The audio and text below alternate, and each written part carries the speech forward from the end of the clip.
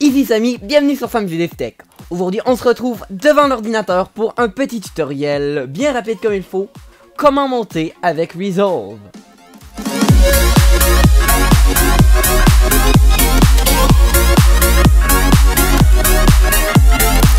Hey salut le web, ici Samy, bienvenue sur SamJDevTech.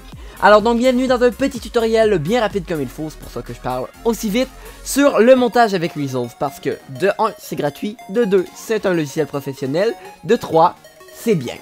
Donc je vais vous apprendre un petit peu comment monter dans Resolve, les bases, les fonctions de base.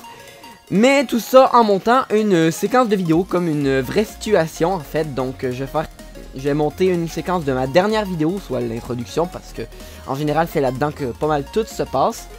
Donc ça va être du fond vert, du color grading, le découpage des vidéos, l'insertion des vidéos, toutes ces petites choses là. Donc sans plus attendre, allons-y. Donc nous voici dans l'interface de Resolve. Donc vous pouvez voir, on a déjà des projets que j'ai montré. Le tutoriel sur le color grading est juste ici. Un gros projet que je travaille dessus et la vidéo sur laquelle on va travailler. Mais pour que je puisse vous montrer comment on crée un projet, on va en créer un évidemment. Donc on n'a qu'à double-cliquer sur le Untitled Project et ça ouvre une nouvelle fenêtre de projet. Aussi simple que ça. Donc je vais aller chercher dans SamJDevTech parce que oui j'ai tout dans un dossier. Les fichiers sources et on va prendre cela, on va aller l'insérer dans Resolve.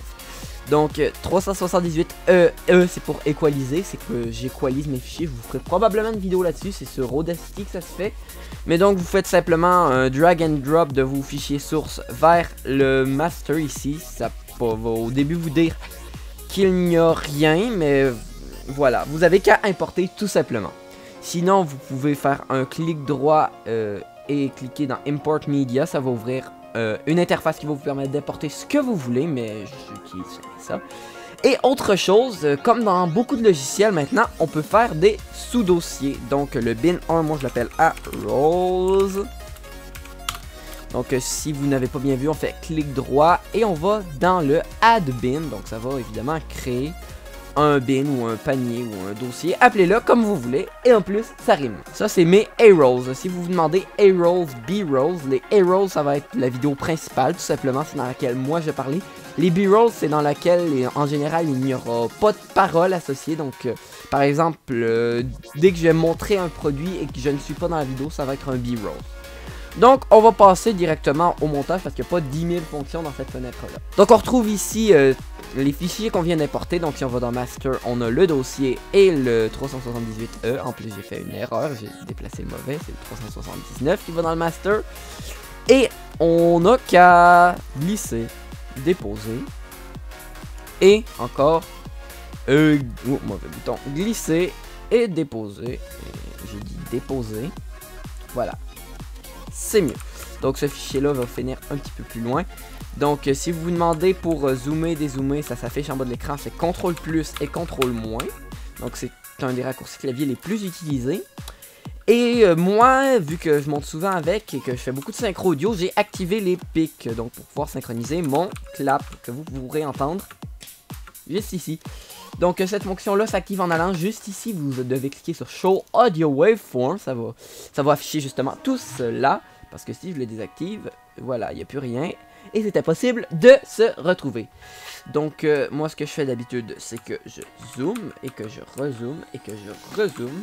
Et en général, je vais désactiver l'aimant. Donc l'aimant, ça va faire que les bouts des clips vont s'aligner les uns aux autres, ce qui est très pratique en général. Mais quand on veut faire de la synchronisation, on veut pouvoir bouger image par image. Donc sans avoir à faire tout cela. Donc ça se fait aussi en appuyant sur N. Donc activer, désactiver, activer, désactiver. Vous faites ce que vous voulez. Et je vais vérifier comment ça sonne le mieux. Là c'est très décalé. Si on le redécale, est-ce qu'il était parfait déjà? On va écouter.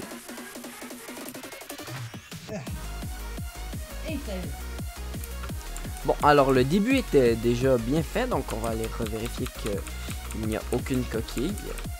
Et on va appuyer sur N. On va dézoomer. Et on va venir tirer notre clip. Donc si vous êtes bien comme ça, vous pouvez prendre le bout de votre clip et l'aligner où vous voulez, tout simplement avec la souris.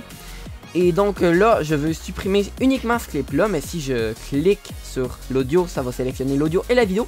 Donc vous devrez faire Alt-clic pour sélectionner uniquement, et ensuite cliquer sur Backspace et non pas supprimer, donc retour arrière pour effacer. Si vous cliquez sur supprimer, ça pourrait vous supprimer de la vidéo, ce qu'on ne veut pas. Donc, pour lier vos clips, vous pouvez faire clic droit Link Clips. Je sais pas pourquoi le CTRL Alt L ne fonctionne pas, peut-être que j'utilise le mauvais Alt. En tout cas, donc, le clic droit fonctionne. Donc, on va pouvoir aller chercher le début de notre vidéo. Donc, pour splitter, vous pouvez notamment prendre le rasoir, qui va très bien fonctionner. Mais vous pouvez aussi prendre CTRL, flèche vers l'intérieur. Ben, semi-flèche vers l'intérieur. C'est qu'il ne peut malheureusement pas s'afficher de mon côté. Et j'ai quelques petits problèmes. Donc, pour le reste du tutoriel, je vais utiliser le rasoir. Ça va être beaucoup plus simple. Donc, juste ici, on a notre introduction. Aujourd'hui, on optimise les tests de ce magnifique clavier mécanique. Donc jusque là, tout va bien. Donc on peut aller vérifier nos niveaux audio pour être bien sûr que ce soit correct. Le 0 sur ce logiciel-là est situé à 6 décibels. Donc il faut qu'au maximum, votre audio arrive à 6 décibels. Donc je peux l'amplifier de 3 décibels. Et ça ne sature pas. Donc pour ce que vous voyez ici, si il ne s'affiche pas, vous n'avez qu'à cliquer sur les notes de musique et vous avez le choix entre Clip Mixer et Track Mixer. La différence entre les deux, c'est que le clip va seulement modifier l'audio du clip en tant que tel. Par exemple, on passe de ici à ici, les niveaux vont être modifiés. Alors que sur le Track Mixer, on va pouvoir faire ce qu'on veut, ça va toujours être la track complète. Donc si j'amplifie encore ici, et puis j'appuie... le volume va être beaucoup trop fort, mais on peut changer de clip, il restera le même. Ça, on travaille avec ça en général une fois qu'on a terminé notre mastering audio, une fois que tout est au même niveau, on va pouvoir utiliser le track. Mais durant la production, j'utilise le clip mixer en général. Donc c'est à vous de voir, c'est ce que vous voulez faire, mais moi j'utilise le clip mixer. Ah oui, certains formats d'AVI ne fonctionnent pas, donc vous devez être bien sûr que ce soit des bons formats. Je l'ai converti en MXF, ça fonctionne, vous pouvez le convertir en quasiment n'importe quoi, ça va fonctionner. C'est juste que ce format précisément de AVI, il ne voulait pas, donc j'ai converti en un autre format qu'on va pouvoir ajouter juste ici et qu'on va pouvoir... Voilà. Il n'y a pas assez de pistes, donc on va devoir add track, ajouter une piste qu'on va pouvoir venir mettre juste ici. Et comme vous voyez, là, mon intro est immondissimement immonde parce que j'ai des roulettes pour avancer reculer. C'est vert. Donc pour cela, il faudra aller dans les couleurs. On va faire un petit chroma keying. Aller juste ici où il y a ça. Aller dans le menu 3D. Cliquer sur ce bouton-là. Et sélectionner le fond vert. Voilà. Donc on va avoir la moyenne des endroits où on a glissé. Et ensuite on va devoir justement faire clic droit, add alpha output. Moi il était déjà là. Donc on va glisser la petite flèche juste ici. Jusqu'à l'alpha output. Et voilà, c'est disparu. On peut retourner dans le edit. Et si on avance, notre intro fonctionne. Mais il y a un problème. Des lignes vertes. On va donc retourner dans la couleur. On va évidemment zoomer sur nos jolies lignes vertes qu'on déteste. On peut aller dans le black clip et le monter au maximum. Ça va beaucoup aider. Et on va aller encore dans le clean black. Et ça devrait faire quelque chose comme ça. Donc, ça fonctionne. Tada! Et après, il y a l'autre fin, hein, avec le carré blanc qui s'en va. Donc, on peut vérifier que tout fonctionne en attendant quelques instants. Parfait. Donc, maintenant qu'on a ajouté l'intro, on va remettre à la bonne taille. Donc on va couper juste ici. Ça devrait nous donner un bon point de référence. On va monter avec tout ça. C'est assez pour faire quelque chose pour que je vous apprenne comment ça fonctionne. Et donc maintenant, on va aller faire la musique. Donc la musique, je vais aller prendre quelque chose sur mon disque dur. Donc précision importante, Resolve n'accepte pas les fichiers MP3 parce que c'est un logiciel professionnel. Il va accepter seulement le Wave et le AVE, qui sont les deux formats prisés par l'industrie de la production vidéo. Donc vous devrez impérativement convertir tout votre audio que vous devez utiliser dans vos vidéos en Wave ou en AVE, dépendamment de ce que vous préférez. Ensuite, vous pourrez l'importer dans Resolve. Tada! Voici notre audio. En fait, l'audio de l'intro, je clique sur Alt, je clique et je supprime. Ensuite, je peux venir mettre tout cela. Donc ensuite, ce qu'on peut faire, c'est venir modifier le volume comme à chaque début de vidéo, parce que sinon, on ne m'entendra pas. Donc, on va cliquer sur ce petit bouton qui va nous afficher les courbes audio.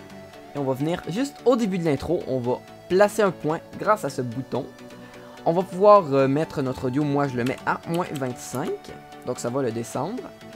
Et à l'apogée d'où il y a, donc où moi c'est au moment où la fenêtre est le plus ouverte, donc juste ici. Je vais pouvoir mettre un autre point, et cette fois-ci le mettre à 0. Donc évidemment vous pouvez synchroniser la musique différemment, mais je vais quand même faire simple pour cette vidéo. Donc ici vous pouvez mettre votre ligne droite parce que là c'est pas très joli.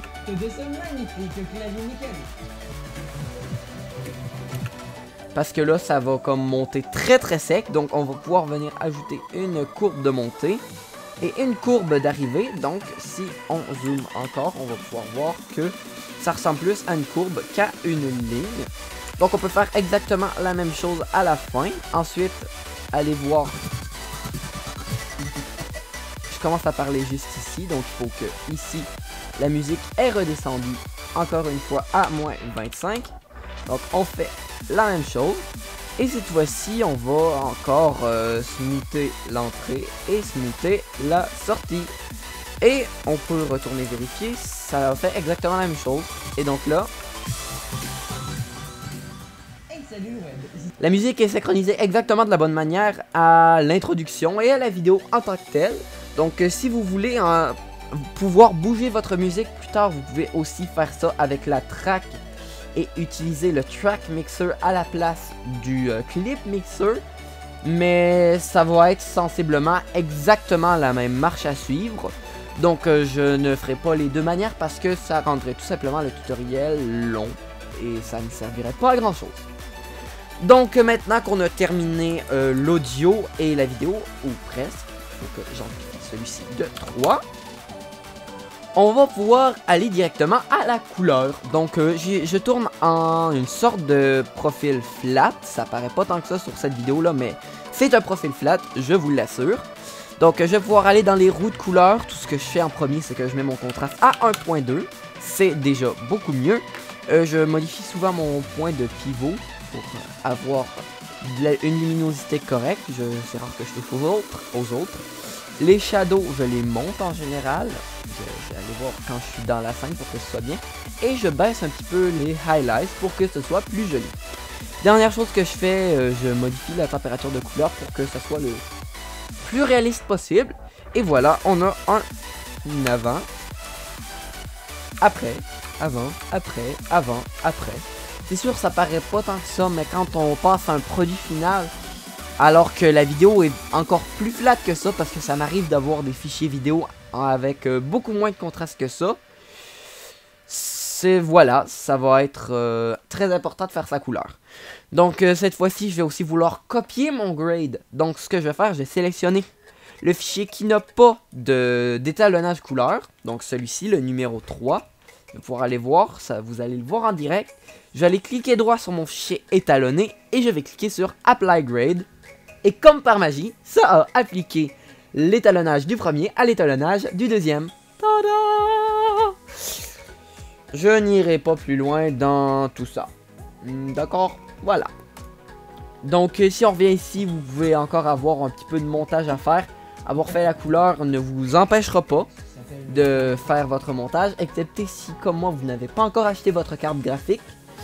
Donc, si vous voulez désactiver la couleur le temps de votre montage, vous n'avez qu'à retourner dans la couleur, cliquer sur le fichier et faire un CTRL-D, ce qui va faire un gros X rouge sur votre node, comme il l'appelle, votre node de couleur. Et en fait, c'est ça qui applique la couleur de l'entrée verte à la sortie verte. Je vais pointer avec la souris, de l'entrée à la sortie. Donc, si ça c'est désactivé, il n'y a pas d'étalonnage, donc il n'y a plus rien à faire. Je peux le désactiver ici aussi. Et si ensuite je veux venir faire mes petites modifications tranquillement, je peux les faire très normalement, sans aucun ralentissement.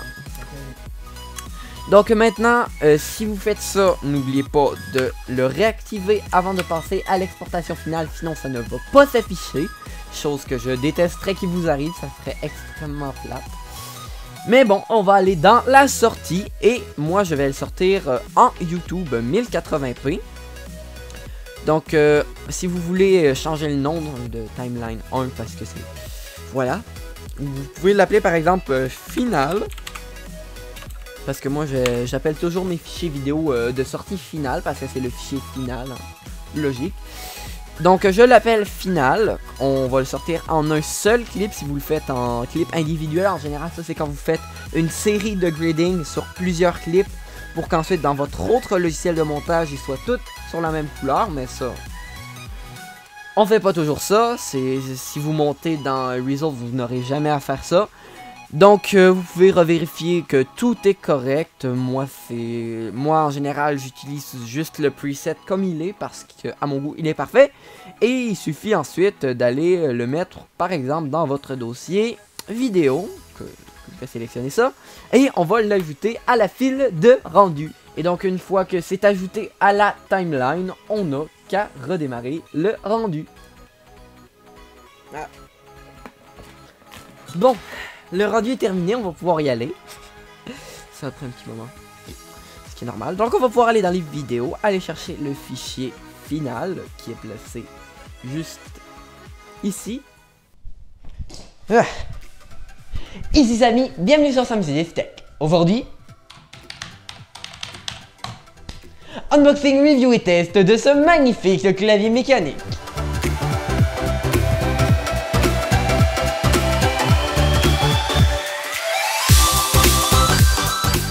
Hey salut le web, ici Samy, bienvenue sur Sam's Tech. Donc voilà, c'est ce qui conclut cette vidéo. N'hésitez pas à laisser un j'aime si vous avez apprécié, un je n'aime pas si vous avez un peu moins apprécié. Mais dans ce cas, laissez un commentaire constructif pour que je puisse m'améliorer. Comme je le dis toujours, c'est rendu. Si vous avez des questions, des suggestions ou des commentaires, n'hésitez pas à les laisser dans les commentaires, ni à vous abonner à la chaîne si vous appréciez ce que je fais. Et donc moi, en attendant, je n'ai plus qu'à vous dire, salut le web, à la prochaine.